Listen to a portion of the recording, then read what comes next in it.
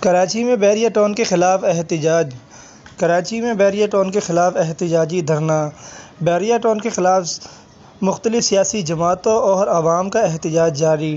بیریا town کے مین مرکزی get کے سامنے ٹائر کو نذر آتش کر دیا گیا۔ ہزاروں کی تعداد میں مظاہرین کی جانب سے بیریا ٹاؤن اور ملک ریاض کے خلاف نعرے بازی اور موٹر وے MN9 پر احتجاج کے باعث ٹریفک کی روانگی متاثر۔ پاکستان کے سب سے بڑے شہر کراچی میں تعمیراتی کمپنی بیریا ٹاؤن کی جانب سے مبینہ طور پر مقامی گوٹھوں کو مسمار کرنے کے خلاف سندھی قوم پرست جماعتوں اور مزدور کسان تنظیموں اور متاثرین کی جانب سے ہاؤسنگ سوسائٹی کے خلاف غیر قانونی قبضے چھڑوانے کے لیے